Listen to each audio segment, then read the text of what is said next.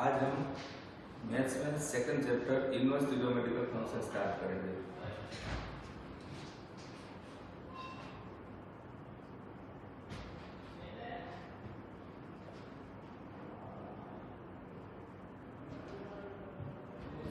Eleventh में हमने trigonometrical function सीखे, लेकिन इनवर्स हमने नहीं सीखा। इनवर्स के लिए क्या करना है, तो इलेवंथ में हमने ट्रिग्नोमेट्रिकल फंक्शन में हर फंक्शन तो sine cos tan cot sec cosec सबका हमने डोमेन और रेंज याद रखा था। तो first of all we will discuss about domain and range.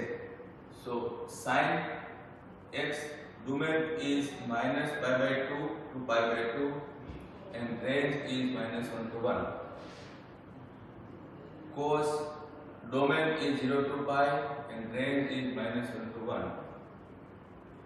Tan domain is same like -0 to pi/2 close bracket, it is in cos, it is in sin, so in tan it will be open bracket and range is r. Cot r means you know कि tan में answer कुछ भी आ सकता है, sign और cos का answer इसके अंदर ही आता है, इससे बाहर पॉसिबल नहीं होता। Cot domain is open bracket 0 to pi like cos, it is close bracket, it is open bracket and again range is r. Sec domain is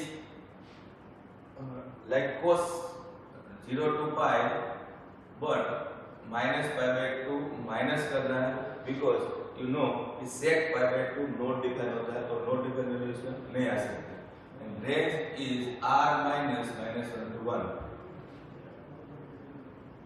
For cosec domain is same like sin, so -π/2 to π/2 close bracket लेकिन 0 minus करना है because cosec 0 not define है and range is again same -1 to 1. ये हमने 11th में trigonometrical function में सीखा था। तो अगेन ट्रिग्नोमेट्रिकल फंक्शन के लिए डोमेन है,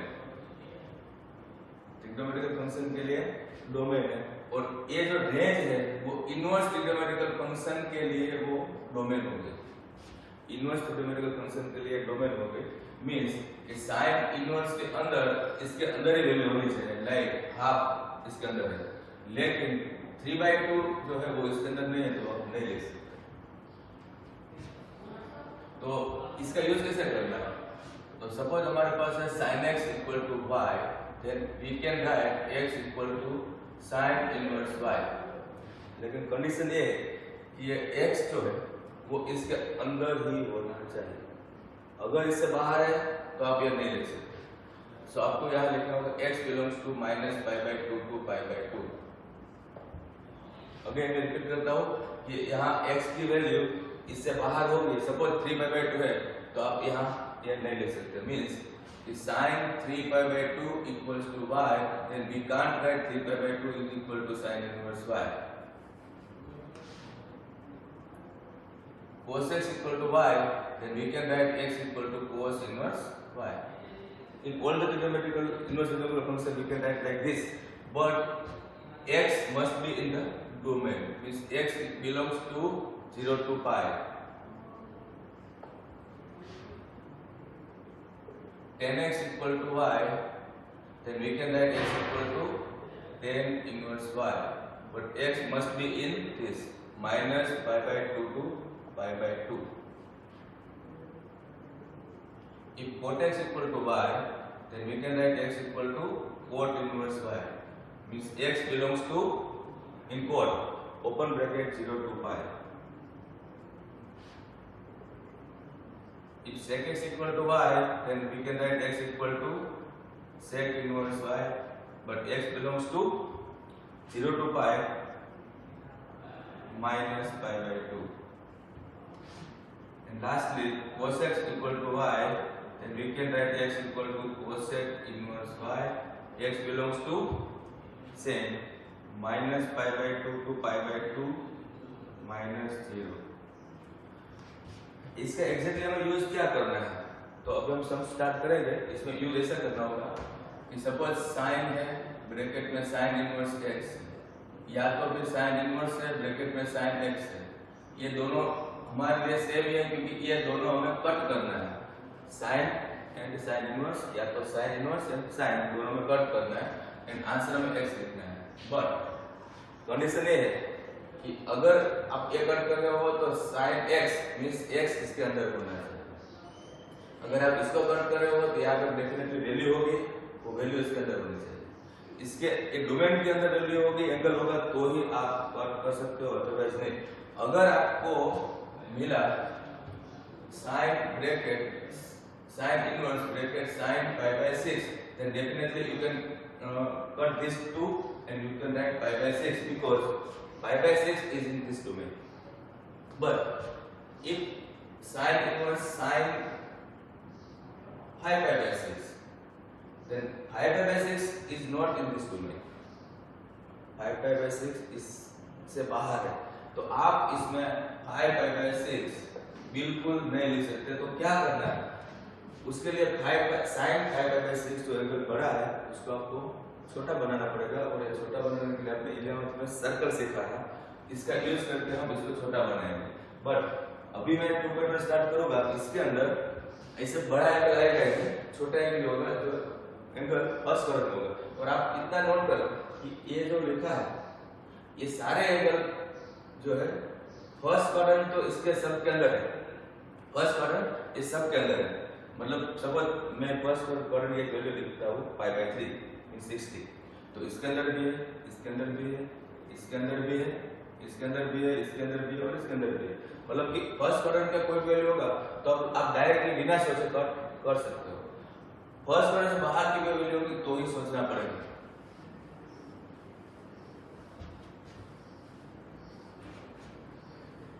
ये जो मैं लिखा था उसमें से आपको only and only first page के प्रोग्राम में आपको खाली ट्रिग्नोमेट्रिकल फंक्शन का डोमेन लिखना है और इनवर्स ट्रिग्नोमेट्रिकल फंक्शन का डोमेन याद रखना है, जो आपने ऑलरेडी 11th में याद रखा था। बहुत कंफ्यूज होकर बहुत कुछ याद नहीं रखना है। सेकंड, ये ट्रिग्नोमेट्रिकल फंक्शन में माइनस जब अंदर आता है तो क्या करना होता है, ये सब कुछ हमने 11th में सीखा है। एग्जाम्पल देता हूँ कि हमने ऐसे याद रखा था कि माइनस साइन को करता है ओमिट एंड माइनस कोस को करता है डायरेक्ट, मींस खा जाता है। मींस साइन में माइनस का नेगेटिव होता है लेकिन कोस में माइनस का पॉजिटिव होता है। और हमने याद रखा था कि साइन माइनस को ओमिट करता है और कोस माइनस को खाता है। Same way other trigonometrical function में भी आपको याद है, लेकिन अभी मैं सेकंड टॉपिक जो सिखाने वाला हूँ वो है इनवर्स ट्रिग्नोमेट्रिकल फंक्शन। तो इसके अंदर माइनस का क्या होता है, तो sine inverse minus x, cos inverse minus x, tan inverse minus x, cot inverse minus x, sec inverse minus x, cosec inverse minus x. इस सब में माइनस अंदर होगा तब क्या होगा, तो माइनस सब में बाहर आता है, माइनस सब में बाहर आता है, माइनस सब में बाहर। तो आप बोलोगे सर माइनस सब में बाहर आता है तो फिर याद रखने की क्या जरूरत है, नहीं, ये तो याद रखने के लिए ऐसा करना है कि माइनस तो सब में बाहर आता है, बट सी वाला means cos inverse, cot inverse और कोसेक इनवर्स के बदले सेक इनवर्स। रिपीट करता हूँ, सी वाला cos inverse, cot inverse and cosec inverse के बदले सेक इनवर्स में आगे पाई आता है। आपको ऐसे ही याद रखना है। सी वाला कोस, कोट और कोसेक के बदले सेक में आगे पाई आता है। तो माइनस को बाहर निकालने के लिए आपको याद रखना होगा, ये भी फॉर्मूला है, ये आपको फर्स्ट में तो लिखना होता है। Now we will start exercise 2.1।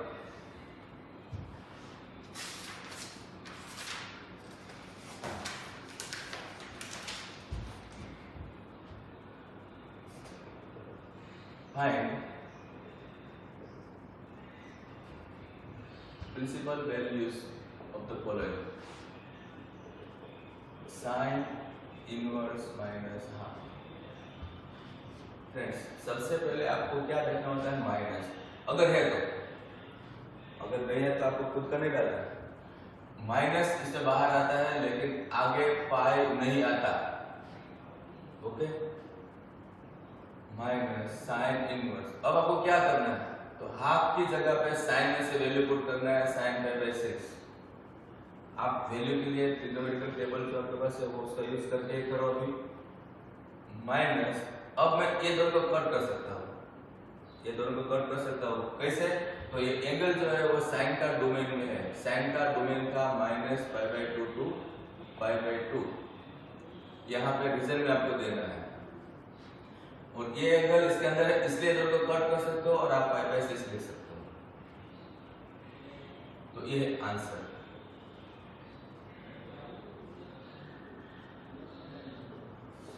Now friends, इसके अंदर माइनस नहीं है, देखो, तो आपको डायरेक्टली स्टार्ट करना है।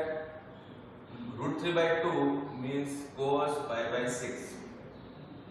ओके, अब अगेन पाई बाई 6 मैं आपको रिपीट करके बताता हूँ कि फर्स्ट क्वाड्रेंट की कोई भी वैल्यू होगी वो उस पर्टिकुलर फंक्शन के डोमेन में है ही, इसलिए आप डायरेक्टली पाई बाई 6 ले सकते हो। एंड पाई बाई 6 इसका जो डोमेन है cos का वो है 0 to पाई, इसके अंदर है, इसलिए मैं ये लिख सकता हूँ, otherwise no.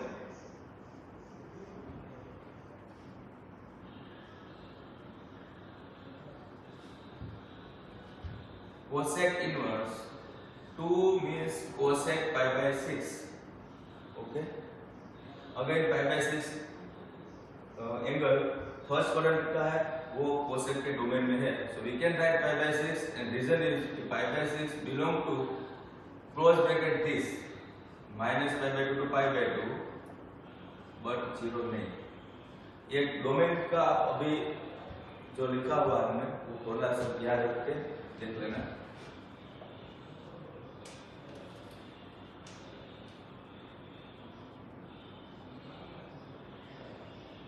tan inverse minus √3. So first of all you have to think about minus. So minus tan inverse √3, आगे पाई नहीं आता है, minus tan inverse √3 means what, tan pi by 3। Again pi by 3 angle जो है वो tan का domain में है, tan का डोमेन है open bracket minus pi by 2 to pi by 2, so we can write pi by 3 here।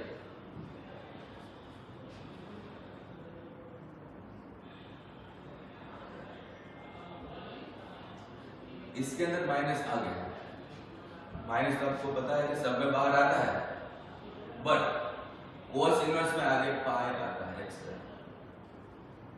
इसके लिए कोई रीजन देने की जरूरत नहीं है।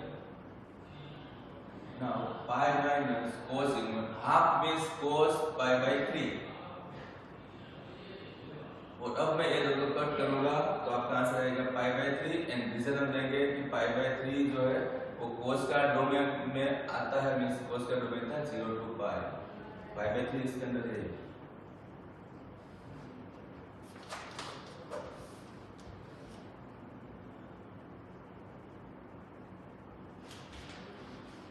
First of all minus, so tan inverse 1, इसमें आगे पाई नहीं आता है, minus tan inverse 1 means tan pi by 4।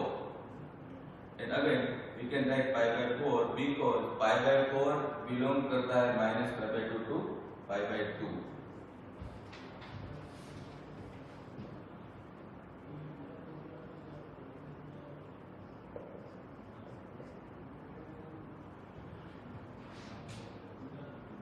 Sec inverse 2/√3 आपको लिखना है तो आप टेबल में देख के लिख सकते हो, लेकिन 2/√3 cos का 2/√3 देखोगे तो वो पाई बाई 6 में आता है, so here you can write sec pi by 6। और ये अगर छोटा है तो we can write pi by 6, और रीजन देखिए कि पाई बाई 6 जो है वो सेक का डोमेन क्या होता है, तो cos जैसा ही है लेकिन पाई बाई 2 नहीं।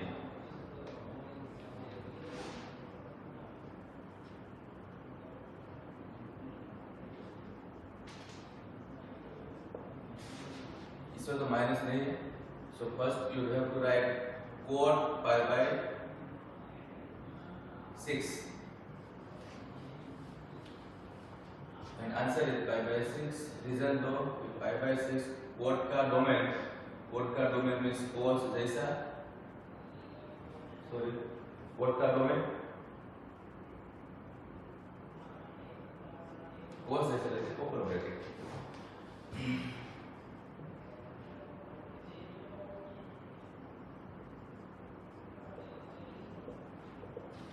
फर्स्ट ऑफ ऑल माइनस के लिए आप क्या करोगे, तो माइनस बाहर आएगा लेकिन आगे पाई आएगा, क्योंकि कोस कोट और कोसेक के बदले सेक में आगे पाई में लिखना है। Pi minus cos inverse 1/√2 means cos pi by 4। ये दोनों कट करो तो आंसर लिखोगे पाई बाय 4। रीजन ये कि पाई बाय 4 जो है वो कोस का डोमेन में आता है।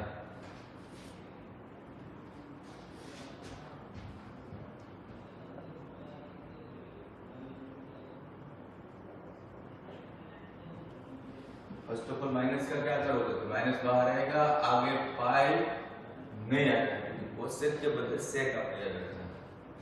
Now 1√2 means cosec pi by 4, सो ये कट हो गया, आंसर है पाई बाय 4।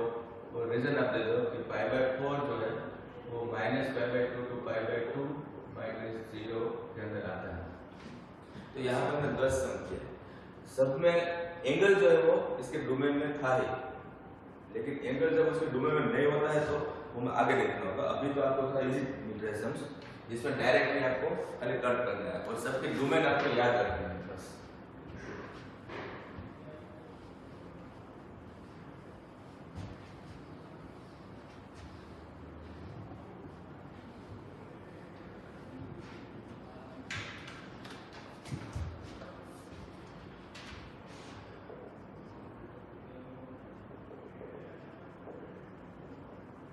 नेक्स्ट भी सेम मेथड है, लेकिन अभी आपने एक एक फंक्शन देखा, अभी 2 या 3 फंक्शन साथ में देखोगे।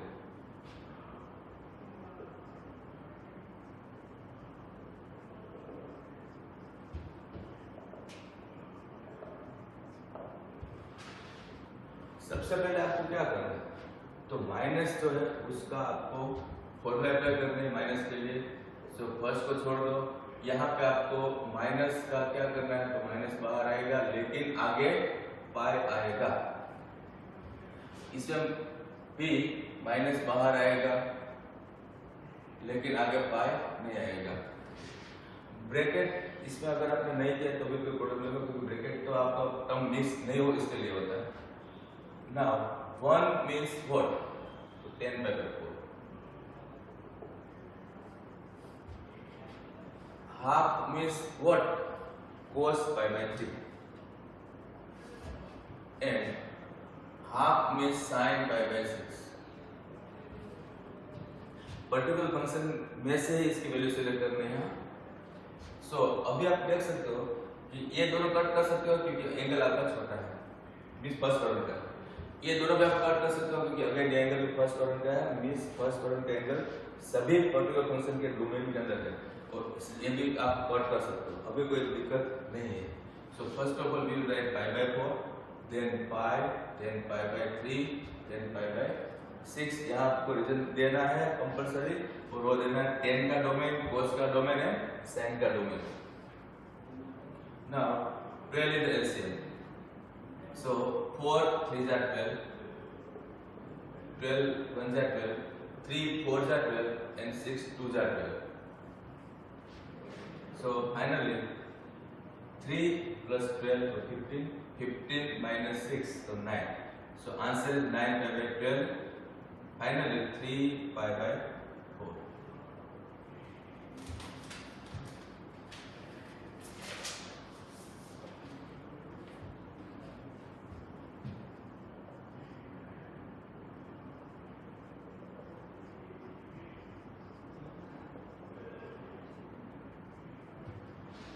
अगेन बहुत सिंपल, आपको हाफ देखना है कोस में से, कोस में से हाफ कहाँ मिलेगा, कोस पाई by 3।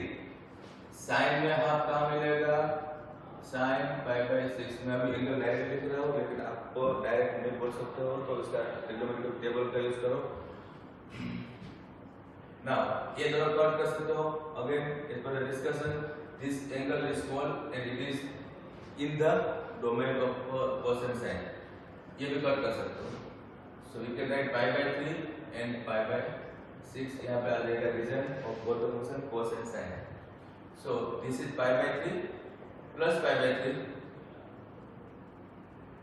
So final answer is 2 pi by 3.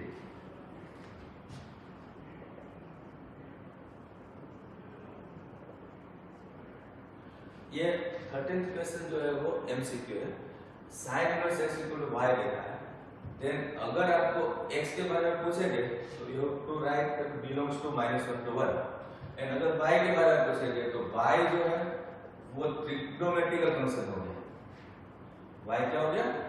Trigonometrical function. तो y जो है वो sin का डोमेन क्या था? तो y जो है वो sin का डोमेन था -π/2 to π/2. इसके अंदर होना चाहिए. तो ये आपका ऑप्शन है और ये आप टिक कर सकते हो.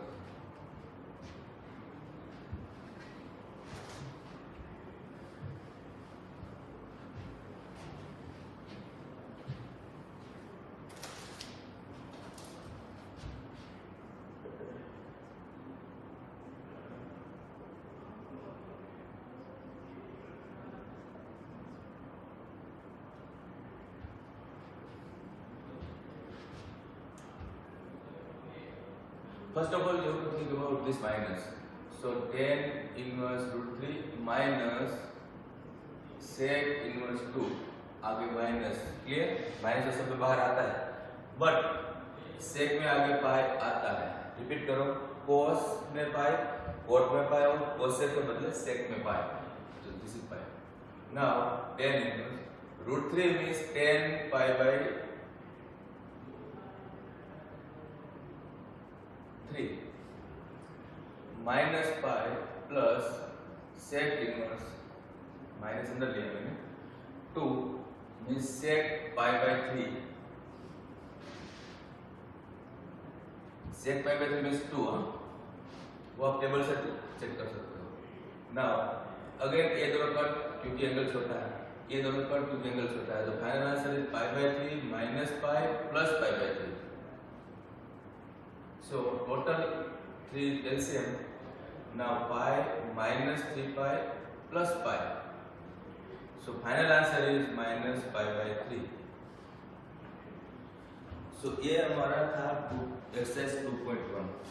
2.1 में आपने इनवर्स ट्रिग्नोमेट्रिकल फंक्शन के अंदर ट्रिग्नोमेट्रिकल फंक्शन सीखा. तो ये सब में आपको एंगल देखना था और एंगल पर्टिकुलर फंक्शन के डोमेन होना चाहिए और सब में था. लेकिन जब एंगल इसके अंदर नहीं होता है तो आपको 11th में ट्रिग्नोमेट्रिकल सर्कल सीखा था. तो बड़ा एंगल है उसको छोटा बनाने की मेथड सीखा था.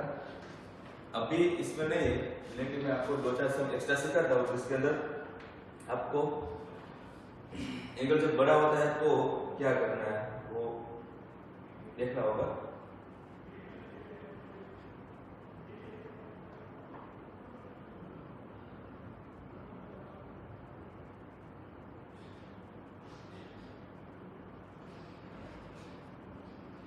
जस्ट एग्जांपल दे रहा हूँ.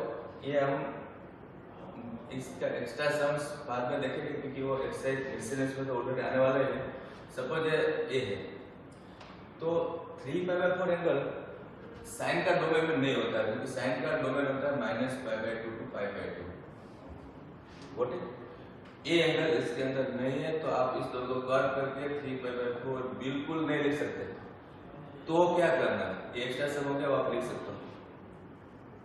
तो क्या करना है? तो ये एंगल जो है उसको आप 11th का ट्रिक 11th में जो किया था ऐसे ट्रिक करो. तो 3π मींस 4π minus pi pi/4 ये हो गया कट.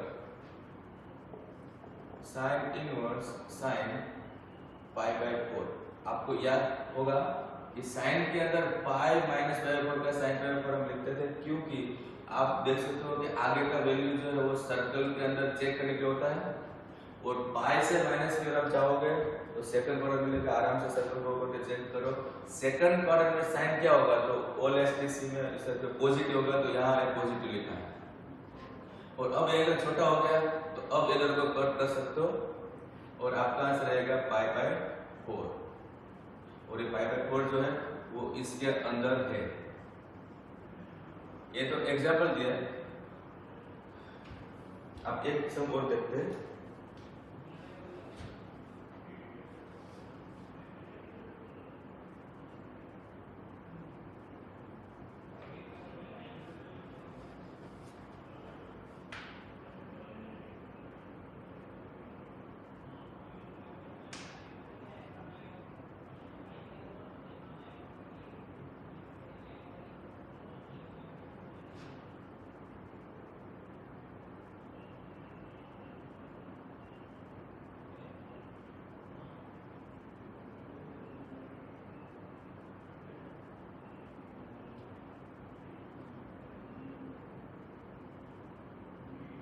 अभी इसमें है मेरे पास, लेकिन आपको नेक्स्ट टॉपिक जो होगा हमारा उसके अंदर हम बड़ा एंगल का छोटा बनाने की वजह सीखेंगे और इनवर्स डिवाइडेबल फंक्शन के साथ फंक्शन कैसे कट होता है वो नेक्स्ट टॉपिक में देखेंगे।